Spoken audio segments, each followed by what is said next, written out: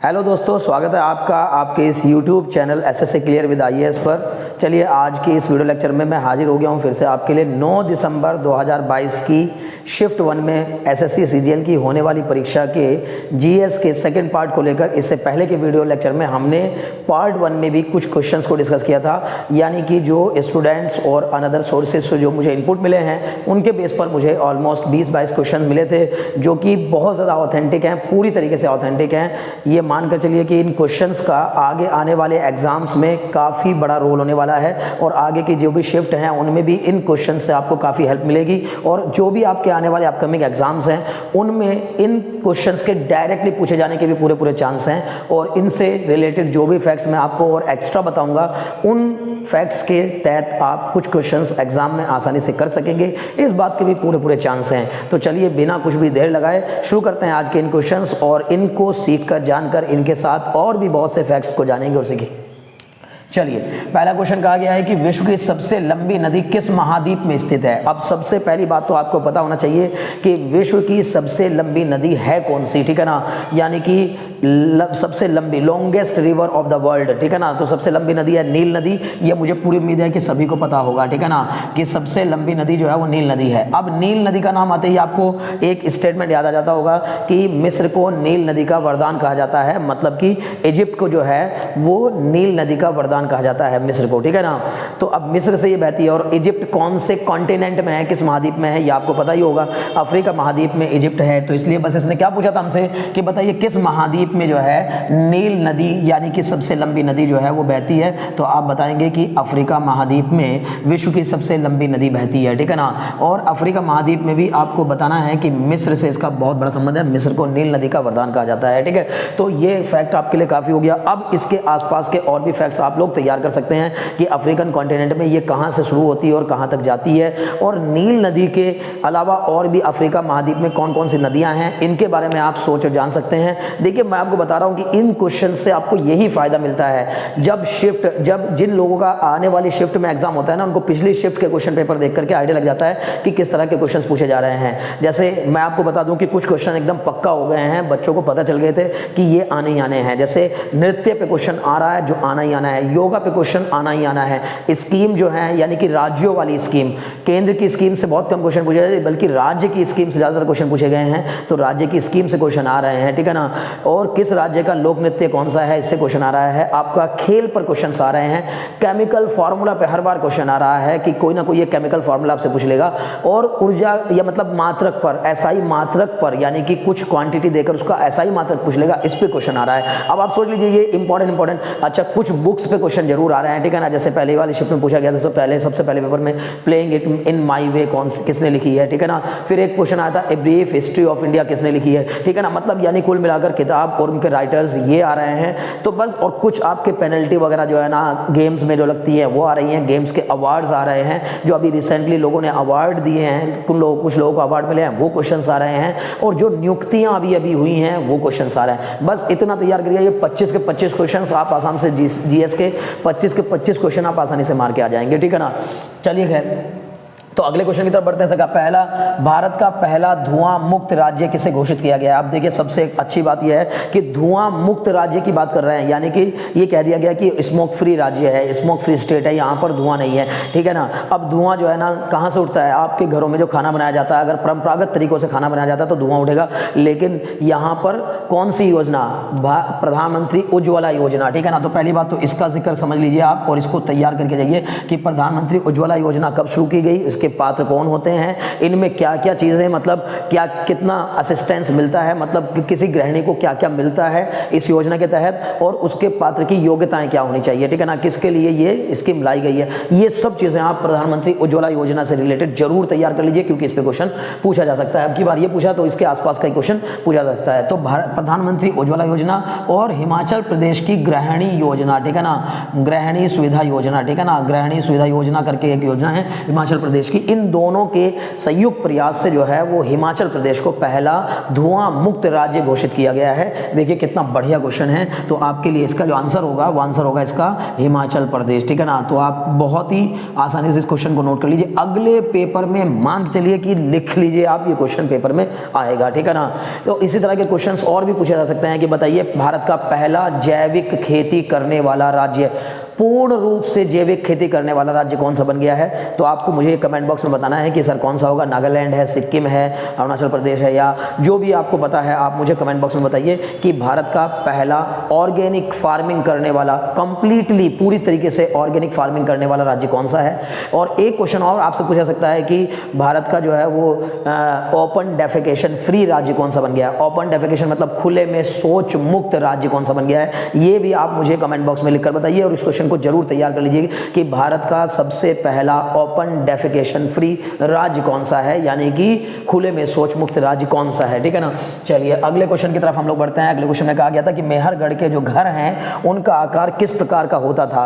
अब मेहरगढ़ आपको याद होगा कि मेहरगढ़ हो गया आपका, लोथल हो गया आपका, कालीबंगन हो गया आपका, जो है ना धोलावीरा हो गया, है ना। ये सब की सब साइट्स किसकी हैं, सिंधु घाटी सभ्यता की साइट है, ठीक है ना। इंडस वैली सिविलाइजेशन की ये सब साइट हैं। और इन सभी साइट के बारे में पूछा जाता है कि मेहरगढ़ से क्या प्रमाण मिले हैं, धोलावीरा से किस चीज़ के प्रमाण मिले हैं, लोथल से किस चीज़ के प्रमाण मिले हैं, कालीबंगन से किस चीज़ के प्रमाण मिले हैं, या ये कालीबंगन किस राज्य में है, ठीक है ना।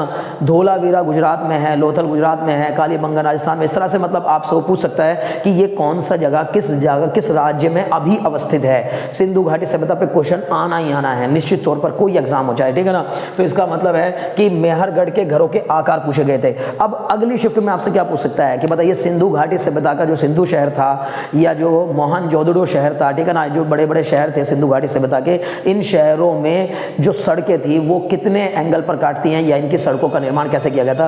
तो इनकी सड़कें समकोण पर काटती हैं, समकोण पर 90 डिग्री के एंगल पर, मतलब चौराहे बिल्कुल बेहतरीन बनते थे 90 डिग्री के एंगल पर। यानी कि जैसे कि एक बहुत प्लान्ड सिटी बनाई जाती है उस तरह की प्लान्ड सिटी हुआ करती थी। बहुत प्लानिंग के तहत जो है सिंधु घाटी सभ्यता के ये बड़े बड़े जो शहर थे सिंधु घाटी सभ्यता के, एक सिंधु, इंडस और आपका जो है ना ये मोहनजोदड़ो, ठीक है ना, ये शहर कैसे बसे हुए थे, बहुत प्लान के साथ बसे हुए थे, ठीक है। एक इससे पहले की शिफ्ट में क्वेश्चन पूछा गया था कि बताइए सिंधु घाटी सभ्यता का जो है ना जो नगर होते थे वो कैसे बसते थे। तो सबसे एक ऊपरी हिस्सा होता था, एक निचला नगर होता था, दो हिस्से होते थे। ऊपरी हिस्सा जिसको गढ़ कहते थे और एक निचला नगर, है ना, निचला नगर, निचला शहर, और ऊपरी हिस्से को इंग्लिश में सिटाडल कहते थे, ठीक है ना। ये क्वेश्चन भी पूछा जा चुका है। तो इसका मतलब आप सोच के देखिए कि जिस बंदे ने पहले के शिफ्ट के पेपर एक बार देख लिया या उसके क्वेश्चन उसको एक बार पता चल गए तो वो उसके आसपास के अगर क्वेश्चन तैयार करके जाएगा तो अगली शिफ्ट में पक्का क्वेश्चन मिलने ही मिलना है, ठीक है ना। और आने वाले जो एग्जाम है वो तो आप मान लीजिए उनमें तो मिलेंगे ही मिलेंगे, ठीक है ना। एसएससी जीडी में मिलेगा आपको, एसएससी सीएचएसएल में मिलेगा आपको, जितने भी आने वाले एग्जाम्स है ना सब में आपको मिलने वाले हैं ये पेपर, ठीक है ना। चाहे वो आपका स्टेनो का एग्जाम हो, चाहे वो कोई भी एग्जाम हो, ठीक है ना। चलिए, तो निम्न में से कौन सा, अच्छा ये पूछा था मेहरगढ़ के घर का आकार किस प्रकार का होता था। तो इनके घरों का जो आकार होता था वो आयताकार होता था, या तो आयताकार यानी कि रेक्टेंगुलर होते थे ये घर, या तो ये रेक्टेंगुलर होते थे, या फिर ये घर जो है वो वर्गाकार होते थे, ठीक है ना। वर्गाकार मतलब किसके शेप में होते थे, स्क्वायर के शेप में होते थे, ठीक है ना। ये बड़े काम की बात है, मतलब जो मेहरगढ़ में पाए गए घर हैं वो या तो आयताकार शेप में मिलते थे या तो वर्गाकार शेप में मिलते थे, ठीक है। तो अगले क्वेश्चन की तरफ बढ़ते हैं। कहा निम्न में से कौन हिमाचल प्रदेश का लोक नृत्य है, ठीक है ना। अब देखिए उसने पूछा हमसे हिमाचल प्रदेश का लोक नृत्य है। अब आप हिमाचल प्रदेश के जितने भी लोक नृत्य हैं ना उनको तैयार करके चले जाइए, ठीक है ना। कुछ एक धमन करके ऑप्शन में दे रखा था, ठीक है ना, धमन या धमनी कुछ ऐसा था, ठीक है ना।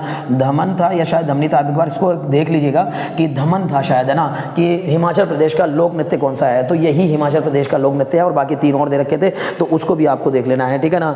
ठीक है, धमन था, ठीक है ना, मेरे हिसाब से। तो हिमाचल प्रदेश का लोक नृत्य है। अब हिमाचल प्रदेश के अलावा आपको और भी लोक नृत्य याद कर लेने चाहिए, ठीक है ना, कि भाई अगर वो उसने आपसे पूछा बताइए राजस्थान का लोक नृत्य कौन सा है, तो राजस्थान का लोक नृत्य घूमर, है ना, घूमर नाम सुना होगा आप लोगों ने, ठीक है ना। ऐसे ही असम के लोक नृत्य के बारे में पूछ लेगा, बिहू, है ना, असम का बिहू, समझ में आ रही बात ना, बाघ बिहू, माघ बिहू, इस टाइप के कई सारे बिहू हैं वहाँ पर, ठीक है ना। तो ऐसे ही करके अलग अलग स्टेट के जो भी लोक नृत्य हैं उनके बारे में जरूर पढ़ लीजिए। कर्नाटक का लोक नृत्य जरूर तैयार कर लीजिए, हो सकता है अगली शिफ्ट शिफ्ट में आपको पेपर में मिले ये क्वेश्चन, आप देख लीजिएगा कि यक्षगान किस राज्य का लोक नृत्य है। तो कर्नाटक का लोक नृत्य कौन सा है? यक्षगान। काफ़ी इंपॉर्टेंट है, बहुत बार ये क्वेश्चन पहले भी पूछा जा चुका है और ये तो मान के चलिए कि एग्जामिनर की पहली पसंद बना रहता है। तो कर्नाटक का लोक नृत्य कौन सा हो गया? आपका यक्षगान हो गया। आपसे पूछ सकता है कठपुतली कौन से राज्य का में जो है ना कठपुतली खेल जो है वो दिखाया जाता है, या कठपुतली किस जगह पर ज़्यादा फेमस है, तो इसको देख लीजिएगा। तो इस तरह के जो क्वेश्चन है ना, एक क्वेश्चन को देखकर उसके जैसे और भी कई सारे क्वेश्चन दिमाग में सोच करके उनको बना लीजिए। पेपर ऐसे ही बनता है, ठीक है ना, और ऐसे ही एग्जामिनर भी आपके क्वेश्चन सेट करता है। तो हिमाचल प्रदेश का लोक नृत्य आपको समझ में आ गया होगा, धमन है, ठीक है ना।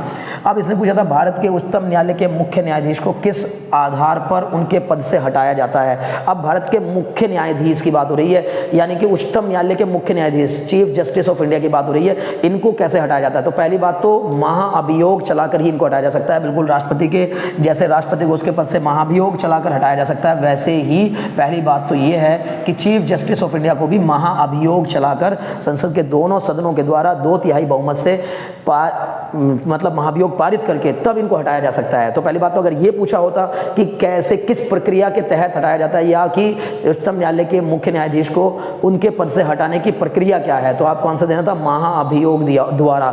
लेकिन इसमें यह क्वेश्चन नहीं पूछा गया था कि मुख्य न्यायाधीश को किस आधार पर हटाया, उनके पद से किस आधार पर हटाया जाता है। तो उनके पद से मुख्य न्यायाधीश को हटाने के लिए जो जो मतलब कारण होता है, जो आधार होता है, वो होता है या तो इनकैपेबिलिटी मतलब अयोग्यता, ठीक है ना।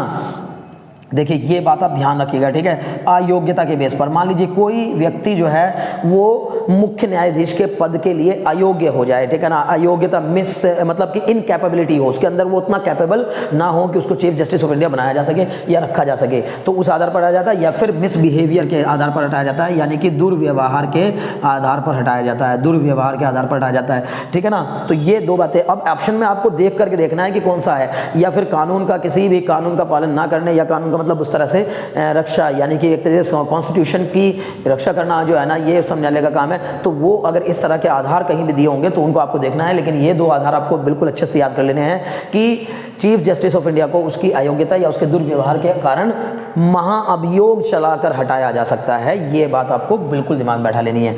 अगला क्वेश्चन पूछा है कि भाई फुटबॉल में पेनल्टी मार्क और गोल के बीच की दूरी कितनी होती है। देखिए फुटबॉल क्या मतलब कितने भी कई सारे आपसे जो है ना खेल पूछे जा चुके हैं, ठीक है ना। जैसे एक बार पूछा था कि बताइए ये मतलब ब्लैक कार्ड जो है वो किस गेम में दिया जाता है, ठीक है ना।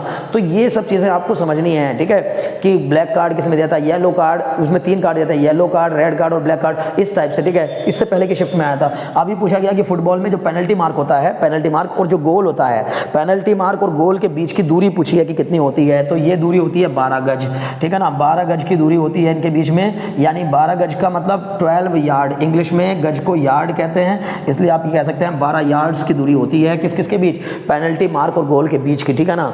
तो ये देखिए कितने इंपॉर्टेंट क्वेश्चंस, कितने इंपॉर्टेंट फैक्ट्स हैं, ठीक है ना। क्लियर। चलो अगले क्वेश्चन की तरफ बढ़ते हैं। अगले क्वेश्चन में कहा गया कि बंदी प्रत्यक्षीकरण रिट किस कारण जारी किया जाता है। देखिए अब रिट पे क्वेश्चन आया, अब इसमें कंफर्मेशन नहीं है कि ये क्वेश्चन जो है वो बंदी प्रत्यक्षीकरण वाला जो रिट वाला क्वेश्चन है ये कैसे पूछा गया है, लेकिन फिर भी मैंने उसको उसी हिसाब से थोड़ा ले लिया कि बंदी प्रत्यक्षीकरण रिट किस कारण जारी किया जाता है। तो पहली बात, किसी भी व्यक्ति को गैर कानूनी तरीके से अगर गिरफ्तार कर लिया जाए तो उसकी गिरफ्तारी को खत्म करने के लिए, या फिर उसकी गिरफ्तारी कानूनी आधार पर की गई है या नहीं की गई है, या उसको अभी जेल में रखा जाना उचित है या नहीं है, इसके लिए जो है बंदी प्रत्यक्षीकरण रिट जारी की जाती है उच्चतम न्यायालय या उच्च न्यायालय के द्वारा। मतलब उच्च न्यायालय या उच्चतम न्यायालय जो है ना वो ये रिट जारी करके कहता है कि जिस व्यक्ति को गिरफ्तार किया गया उसको जल्द से जल्द हमारे सामने यानी प्रत्यक्ष किया जाए, हमारे सामने उसको उपस्थित किया जाए। ये तो पहली बात आपको पता होनी चाहिए कि बंदी प्रत्यक्षीकरण रिट कहती क्या है, ठीक है ना। तो यानी इसको इंग्लिश में कहते हैं हैबियस कॉर्पस, ठीक है ना। हैबियस कॉर्पस मतलब बंदी प्रत्यक्षीकरण, क्योंकि किसी बंदी को प्रत्यक्ष करिए हमारे सामने कि उसका आपने किस आधार पर, और ये बात ये वो चीज़ें वो जो जिस आधार पर उसको आपने बंदी बनाया है वो आधार प्रस्तुत करिए, यानी उस व्यक्ति को भी प्रस्तुत करिए और आधार भी प्रस्तुत करिए। तो इसके लिए रिट या तो सुप्रीम कोर्ट भी जारी कर सकता है, हाई कोर्ट भी जारी कर सकता है। अब देखिए इस पे मैंने आपको पहले तो बात ये बता दी कि किस कारण जारी किया जाता है। तो किसी को अगर अनुचित तरीके से या फिर गैर कानूनी तरीके से अगर गिरफ्तार कर लिया जाता है तो उसके लिए या तो वो खुद व्यक्ति या फिर उसका कोई दूसरा या मतलब उसका कोई अपना जानने वाला है, उसका जो कोई सगा संबंधी जो है ना अपील करके इस रिट को जारी करा सकता है, ठीक है ना, आगे से सुप्रीम कोर्ट से, ठीक है।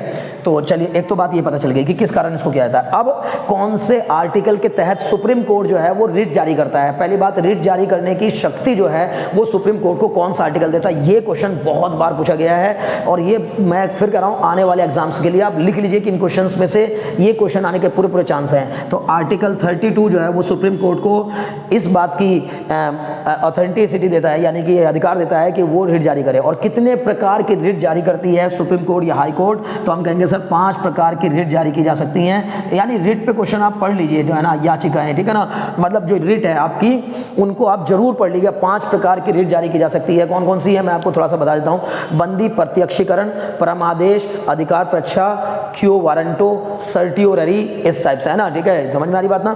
तो ये 3-4 जो रिट हैं, 5 रिट हैं पूरी 5। तो 5 प्रकार की रिट जो जारी की जाती हैं उनको कौन जारी करता है, किस आर्टिकल के तहत जारी करता है, क्यों जारी करता है, ये तीनों बातें आप अच्छे से समझ लीजिए। हर एक एग्जाम की ये सबसे पहली पसंद होते हैं क्वेश्चंस, ठीक है ना। जितना इंपॉर्टेंट डीपीएसपी और फंडामेंटल राइट्स हैं बिल्कुल उतना ही इंपॉर्टेंट जो है ये रिट्स हैं। तो सुप्रीम कोर्ट को जो है आर्टिकल 32 के तहत और हाई कोर्ट जो है वो आर्टिकल 226 के तहत, ये भी आपको समझ लेना है कि हाई कोर्ट यानी कि जो स्टेट हाई कोर्ट्स होते हैं, ठीक है ना, स्टेट हाई कोर्ट होते हैं वो किस आर्टिकल के तहत इस रिट को जारी करते हैं। तो ये दोनों वर्ड क्वेश्चंस बहुत इंपॉर्टेंट हो गए। और ये भी पूछा जाता है कितने प्रकार की रिट जारी की जा सकती है, तो 5 प्रकार की रिट जारी की जा सकती है जो कि आर्टिकल 32 में सुप्रीम कोर्ट और आर्टिकल 22-26 में आपका स्टेट हाई कोर्ट, ठीक है। नेक्स्ट क्वेश्चन देखिए क्या कह रहा है। नेक्स्ट क्वेश्चन में कहा गया कि पद्मश्री विजेता गुलाबो सपेरा किस नृत्य से संबंधित है। अब देखिए कितना बढ़िया क्वेश्चन है ये। पद्मश्री विजेता गुलाबो सपेरा। अब अगर किसी ने थोड़ा सा भी मतलब आर्ट एंड कल्चर को ध्यान से पढ़ा है तो उसको ये बात जरूर पता होगी कि राजस्थान का एक लोक नृत्य है, बहुत ही जबरदस्त लोक नृत्य है। अगर आपको कभी देखने का मौका मिले तो उसको देखिएगा भी जरूर, ठीक है ना। तो राजस्थान का एक लोक नृत्य है कलबेलिया नाम का, ठीक है ना, कलबेलिया। देखिए ये ध्यान दीजिएगा, कलबेलिया नृत्य जो है वो राजस्थान का है। और राजस्थान के इस कलबेलिया नृत्य का जो से संबंध था किसका, गुलाबो सपेरा का। तो पहली बात आपको ये समझना है कि जो क्वेश्चन है उसका आंसर तो आपको मिल गया कि पद्मश्री विजेता गुलाबो सपेरा किस नृत्य से संबंधित हैं, तो ये कलबेलिया से संबंधित है। अब कलबेलिया डांस कहाँ का है अगर ये पूछ लिया जाता तो फिर आपको बताना है कि सर ये राजस्थान का एक लोक नृत्य है, ठीक है ना। वो आपसे ये भी पूछ सकता था कि पद्मश्री विजेता गुलाबो सपेरा किस राज्य से संबंधित हैं, तो राजस्थान से संबंधित हैं। किस डांस से संबंधित है, सर कलबेलिया डांस से संबंधित है। और कलबेलिया डांस जो है वो राजस्थान का एक लोक नृत्य है। उम्मीद है बात समझ में आ गई होगी, ठीक है। चलिए अगले क्वेश्चन की तरफ बढ़ते हैं। मतलब और भी आप इसके पढ़ लीजिए, जैसे मैंने अभी बताया था थोड़ी देर पहले कि राजस्थान का एक लोक नृत्य क्या है, घूमर है, ठीक है ना। तो ऐसे ही और भी लोक नृत्य और उनसे जुड़े हुए फेमस पर्सनैलिटी, फेमस यानी कि प्रमुख व्यक्तित्व के नाम आप जरूर याद कर लीजिए। ये आपके आने वाले सभी एग्जाम्स के लिए इंपॉर्टेंट होगी। राज्य वित्त आयोग किस प्रकार की संस्था है, मतलब अब राज्य वित्त आयोग पे क्वेश्चन पूछा था, नहीं मुझे कंफर्म है कि यही सेम क्वेश्चन पूछा गया या इसी के जैसा कोई और क्वेश्चन पूछा गया, यानी स्टेट फाइनेंस कमीशन पे क्वेश्चन पूछा गया है, ठीक है ना। तो मैंने इसको अपने तरीके से लिख दिया कि भाई स्टेट फाइनेंस कमीशन किस तरह की संस्था है। तो पहली बात तो ये एक संवैधानिक संस्था है, ठीक है ना। ये दिमाग में आप बैठा लीजिए कि ये कैसी संस्था है, संवैधानिक, मतलब कॉन्स्टिट्यूशनल बॉडी है, ठीक है ना। देखो कई तरीके की संस्था होती है, संवैधानिक संस्था होती है, एक सांविधिक संस्था होती है और कुछ गैर सांविधिक संस्थाएं होती है, मतलब अलग अलग तरीके की संस्थाएं होती है। तो उनमें से ये कॉन्स्टिट्यूशनल बॉडी है, संवैधानिक संस्था है। अब ये भी हो सकता है कि ये क्वेश्चन पूछा गया हो कि स्टेट फाइनेंस कमीशन की स्थापना किस आर्टिकल के तहत की गई या किस अमेंडमेंट के तहत की गई है आर्टिकल। तो आपको पता होना चाहिए कि 73rd और 74th अमेंडमेंट एक्ट जो थे ना, 73rd और 74th अमेंडमेंट एक्ट है ना, इसके तहत 73rd और 74th अमेंडमेंट एक्ट, ये दोनों राज्य के वित्त आयोग की संस्था की स्थापना के लिए, राज्य वित्त आयोग संस्था की स्थापना के लिए जिम्मेदार हैं ये दोनों अमेंडमेंट, ठीक है ना, 73rd और 74th अमेंडमेंट एक्ट। एक्चुअली काम क्या है, जैसे आपका केंद्रीय वित्त आयोग का काम है, ठीक है ना, सेंट्रल फाइनेंस कमीशन का काम क्या होता है कि वो जितना भी फाइनेंस इकट्ठा होता है आपके सेंटर पर या जो राजस्व इकट्ठा होता है उस राजस्व को राज्यों के बीच में कैसे वितरण करना है, उसको कैसे राज्यों में बांटना है। यानी केंद्र सरकार को ये मशवरा या सलाह देता है कि आपको ये राजस्व प्राप्त हो रहा है इस राजस्व को राज्यों में किस हिसाब से बांटना है, किस रेशो में बांटना है। इसको ये काम किसका है, केंद्रीय वित्त आयोग का है, ठीक है ना। ऐसी वही सेम काम राज्य वित्त आयोग का है कि राज्य में प्राप्त होने वाले, राज्य से प्राप्त होने वाले राजस्व को इन पंचायतों में कैसे बांटना है, मतलब अब जाहिर है सेंटर के नीचे स्टेट और स्टेट के नीचे क्या है, फिर पंचायतें हैं, ठीक है ना। तो पंचायतों में, ब्लॉक्स में, छोटे लेवल पर इस पैसा को किस तरह से जो है ना डिस्ट्रीब्यूट करना है, जो राजस्व प्राप्त होता है उसको किस तरह से वितरित करना है, उसका वितरण बताने वाली जो संस्था है वो कौन सी है, राज्य वित्त आयोग है। मुझे पूरी उम्मीद है कि मैं आपको जिस अंदाज में बता रहा हूँ ये बिल्कुल ना जानने वाले, जिन्होंने बिल्कुल तैयार भी नहीं कर रखा, उनको भी समझ में आ जाएंगी बातें, ठीक है ना। मतलब अगर आपका पहले से तैयार भी नहीं है तो आप अगर वीडियो देख रहे हो लास्ट तक बने हुए हैं तो फिर आपको ये बात इजीली समझ में आ जाएगी, ठीक है ना, बहुत आसानी से। तो अब ये भी याद रखना है कि राज्य वित्त आयोग का काम क्या है। राज्य वित्त आयोग की स्थापना राज्य वित्त आयोग कितने साल के लिए बनाया जाता है, तो 5 साल के लिए। हर 5 साल पर राज्य वित्त आयोग की दोबारा क्या करनी पड़ती है, दोबारा बनाना पड़ता है, ठीक है ना, राज्य वित्त आयोग को, ठीक है ना। और राज्य वित्त आयोग को कौन बनाता है या कौन मतलब फ्रेम करता है, तो गवर्नर के थ्रू जो है ना इसको फॉर्म किया था 5 सालों के लिए, ठीक है। इतनी बातें बहुत हैं राज्य वित्त आयोग के बारे में, इतनी बातें अगर आपने तैयार कर ली तो आपको आने वाले एग्जाम्स में ये बहुत हेल्पफुल लगेगा। इसमें से ही क्वेश्चंस आपको कोई ना कोई फंस जाएगा, ठीक है ना। तो अब लेकिन और ये बात बहुत अच्छी होती है, मैं फिर कह रहा हूं कि अगर क्वेश्चन से आपको प्रिपरेशन करनी है या प्रैक्टिस करनी है, एक्सरसाइजेस करनी है, तो फिर एक्सरसाइज का तरीका यही होता है। अगर आपने एक बार जीएस जीके को थोड़ा सा थोरोली पढ़ लिया है, ठीक ठाक नॉर्मल भी पढ़ रखा है, तो फिर आप क्वेश्चन से जब प्रैक्टिस करते हैं तो जो भी क्वेश्चन आता है बस उसके आसपास की सारी चीजें पढ़ डालिए। ऐसे ही करंट अफेयर में भी होता है। अगर करंट अफेयर में कोई क्वेश्चन पूछा गया है तो उस करंट अफेयर के क्वेश्चन के रिलेटेड से मिलती जितनी भी इंफॉर्मेशन आपके पास अवेलेबल हो या उसके आसपास अवेलेबल हो, उन सारी की सारी इंफॉर्मेशन को आपको तैयार कर लेना होता है। चलिए अगले क्वेश्चन की तरफ बढ़ते हैं। अगले क्वेश्चन में कहा गया है कि किस वर्ष की जनगणना में जनसंख्या वृद्धि दर घटी है। अब देखिए जनगणना पे क्वेश्चन बार बार आ रहा है, ठीक है ना। एक बार आया था कि लिंग अनुपात जो है वो किस पता नहीं कौन सा साल का था, लिंग अनुपात पे मतलब सेक्स रेशियो पे क्वेश्चन आया, ठीक है। उसी तरह मतलब ऐसे कई सारे क्वेश्चंस जो है पूछे जा चुके हैं अब तक जनगणना पर, और जनगणना पे क्वेश्चन आते ही हैं, सबको पता है ये बात। तो अब जनगणना पे क्वेश्चन देखिए तो ये भी काफी इंपॉर्टेंट क्वेश्चन हो जाता है। 1991 में 1991 में ना जनसंख्या की वृद्धि दर जो है वो घट गई थी, ठीक है ना। जनसंख्या वृद्धि दर घटना मतलब क्यों घट गई थी, अगर ये सवाल उठ जाता है कि बताइए 1991 में जनगणना 1991 की जो जनगणना थी उसमें जनसंख्या वृद्धि दर क्यों घटी थी, तो क्यों घटी थी अगर पूछता है तो क्योंकि बहुत सारे जो है वो गर्भ निरोधक तरीकों का इस्तेमाल किया जाने लगा था और गवर्नमेंट ने इस चीज़ को बहुत ज़्यादा प्रचारित और प्रसारित करना शुरू कर दिया था कि हम लोगों को जो है वो गर्भ निरोधक तरीकों का इस्तेमाल, गर्भ निरोधक तरीकों का इस्तेमाल करना चाहिए, ठीक है ना। तो इस वजह से घटी थी। और दूसरी बात यह है कि धीरे धीरे क्या होने लगा, धीरे धीरे जो है एडवांसमेंट आने लगा था, डेवलपमेंट आ रहा है, तो धीरे धीरे लोग जागरूक और समझदार और पढ़े लिखे होते जा रहे थे, एजुकेशन का लेवल बढ़ता जा रहा था, इसलिए धीरे धीरे क्या होने लगा 1991 में आते आते 1991 की जनगणना में आते आते जनसंख्या की जो वृद्धि दर थी वो घट गई थी, ठीक है ना। वैसे बढ़ती बढ़ती अब वो घटना शुरू हो गई थी, ठीक है ना। तो यहाँ पर 1991 में पहली बार जनसंख्या की वृद्धि दर घटी थी, ठीक है ना। तो ये आपको क्वेश्चन याद कर लेना है, ये ध्यान रखना है, ठीक है। और जनगणना से रिलेटेड और भी कुछ क्वेश्चंस आपको तैयार कर लेने हैं। मुझे उम्मीद है कि आज के इस वीडियो लेक्चर से आपने जरूर कुछ ना कुछ सीखा होगा। कहने को ये 10 क्वेश्चन थे, ये 10 के 10 क्वेश्चन मतलब 9 दिसंबर 2022 की शिफ्ट 1 की परीक्षा में होने वाले पेपर के क्वेश्चन हैं।